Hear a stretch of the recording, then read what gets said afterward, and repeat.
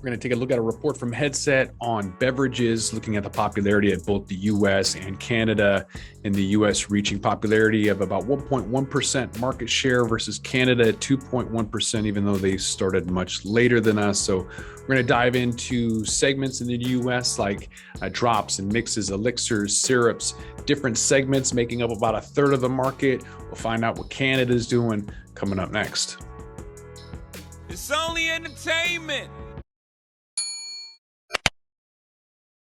Welcome back to the Talking Hedge. I'm Josh Kincaid, capital markets analyst and host of your Cannabis Business podcast.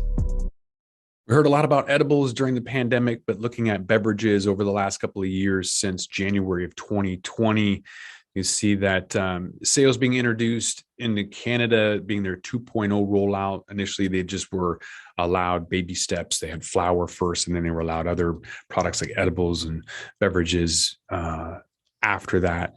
So looking at some of that, you can kind of see that, again, the category increased to 1.8% of the total market share for beverages by 2020, and then continue to see some growth into Canada throughout 2021 to get to 2.1% by December of 2021. Looking at the US, a little bit slower growth, probably because it's more expensive. I actually don't know that for sure. I'm hoping to get up to Canada here shortly for an industry expo. But in the meantime, looking at market share increasing from 0.9 to 1.1% by January 2020. So not a huge amount of people buying it again, maybe because there's not a lot of options, there's a lot of sugary drinks. Even though California, we'll get into it, I think California has over 500 different beverages, which is insane. Curious if any of those are coffee. Coming from Seattle, we don't have infused coffee yet. They got K-cups, but come on, it's not coffee. So I mentioned California going a little bit gangbusters on beverages. On the graph, they're the dark blue line that just kind of peaked out of nowhere February 2021 from 300 to almost 600 before realizing that it's maybe a bit too much. You can see kind of the number of beverage product options. Some of them are little vials of syrup or small beverages that have 100 milligrams. Other ones are 12 to 16 ounces. So they differ in pricing and milligrams. But I guess if you want to see what the beverage industry is doing, go to California, because there's way too many. At least I'm hoping at least one of those is coffee. Canada is a lot more in lockstep. So that's maybe, I don't know, that's a little bit weird. I guess that they're all in kind of unison, following one another. I'm not sure if that's a good thing. They may just kind of fall flat like they did with the overproduction of flower up there, but I guess we'll have to see what the trends are doing. Similar to, I guess, what we're seeing in California, the introduction of beverages and then explosive, like hockey stick, straight up, performance with explosive growth. Looking at, the whole gamut, right, from syrups to beverages. Interesting that Alberta would take most products, 110 different distinct beverage products, rather than Ontario. Kind of an interesting little take out there. So let's break this down, kind of see within the beverage category what's working, because some stuff doesn't, or it's seasonal, like lemonade is going to be short seasonal or local based. Maybe somebody in some area likes lemonade all year round. I don't know. But looking at the US, they're looking at drops and mixes, those elixirs and syrups. That's about a third of the beverage sales. Carbonated beverages were second largest segment at 26%.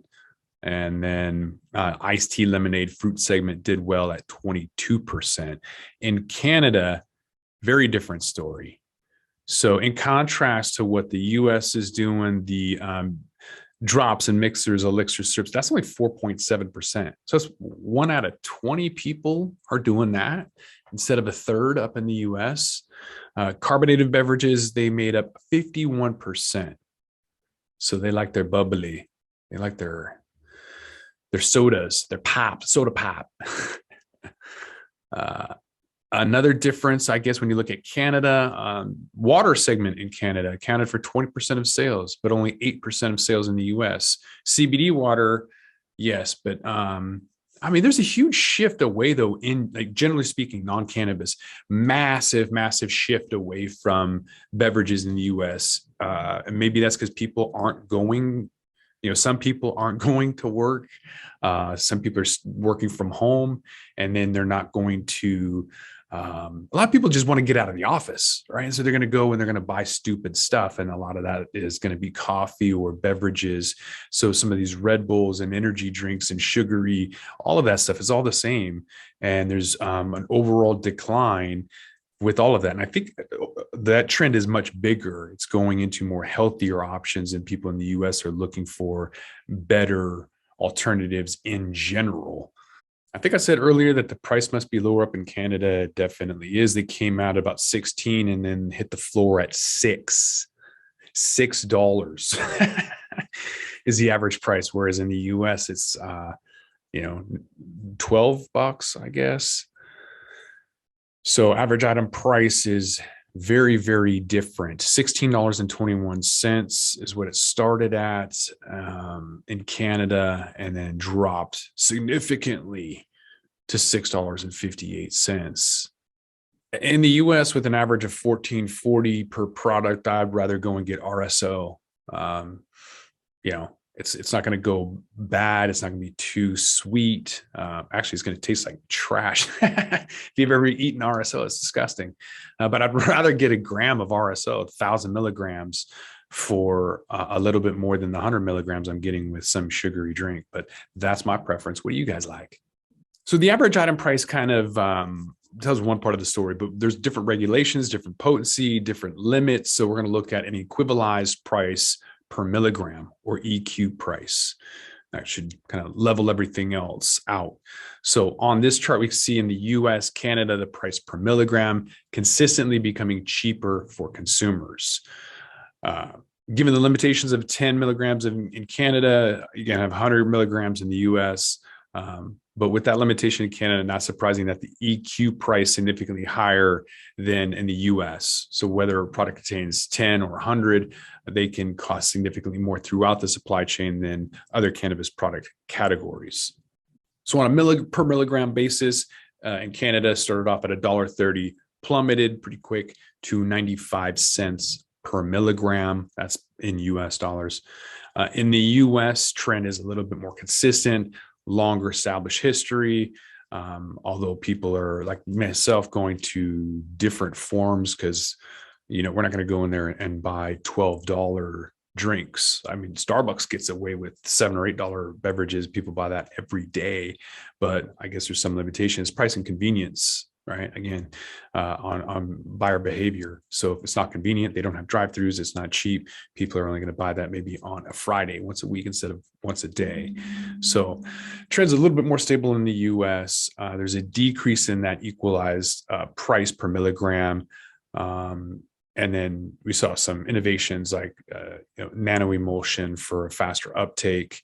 And then so 18 cents per milligram of THC is what we saw in 2020, and then dropped almost 40%. So it's 11 cents per milligram of THC in 2022. We still don't have 6 packs yet of beverages, but saw some guy walking down the street at like noon with a 24 pack of beer. So maybe eventually we'll get into that market of bulk buying beverages. But in the meantime, looking at the beverage category as it pertains to packaging sizing, looking at products in the US differentiated from Canada, attributed to regulatory differences. So in Canada, unable to have more than 10 milligrams, which would suck. It's such a waste of packaging and plastic and everything else. So pretty silly, but you got to buy basically 10 times the amount of packaging and everything else just to get the equivalent. So I definitely wouldn't be bothering with that.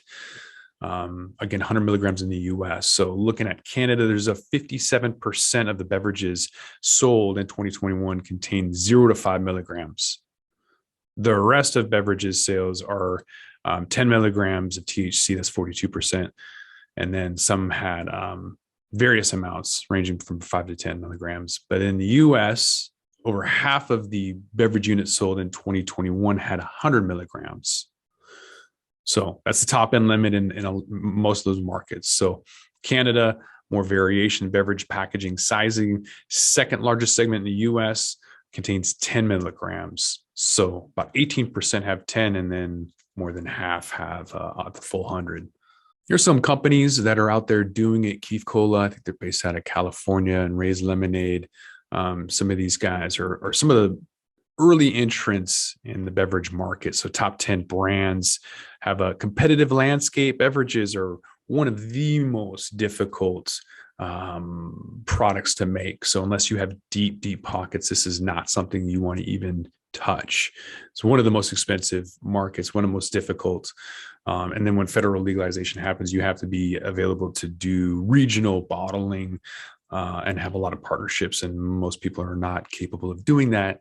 I mean, if you look in the regular world, there's Pepsi, and then there's Coke, right? And they have all these other brands to try and get their own appeal out to everybody. They both have like 4 different water brands. So that's what the traditional beverage industry is doing. And for a lot of these people, they may be regional players, but they're not going to be national players. It's just way too expensive. But in the meantime, multi-state operator is going to allow companies to get in. And then when federal legalization happens, like they're going to either be bought out or competed against, to the point where those margins are going to make it really difficult to be a national player. But looking at the top 10 brands here, so consumers spent a collective $25 million on the major branded and $23 million on Keef Cola products. Can Social also did pretty well, $20 million in sales. And this last slide is looking at the top 10 beverage brands in Canada. XMG is the top one, and Every, and then Deep Space. So looks like there's $16 million in sales since the launch of beverage products in Canada for XMG. That's not too bad. Every, the next leader, they got 7 million. It's not too shabby. All right, all in all, beverages, popular item, but not for the faint of heart, and especially ones that don't have deep pockets. So we always continue to take a look at all of these different various segments. Beverages are interesting because there's so much focus on that. Constellation Brands putting in $4 billion up in Canada a couple of years ago. It was kind of the eye-opening moment where, parent company Modelo and all these other folks were obviously wanting to get into the game. So still taking a look at it, although in Washington State, in California, there's still a ban on CBD beverages, which is crazy. But you can sell THC in the regulated markets. But to see what else happens in the cannabis beverage space, you're going to come back to the Talking Hedge and find out. With that, we're going to roll this one up. I'm Josh Kincaid. This is the Talking Hedge. Don't forget to like, share, and subscribe, or don't, and I'm out. Don't forget to smash that like button on your way out and check out these other videos that we've got.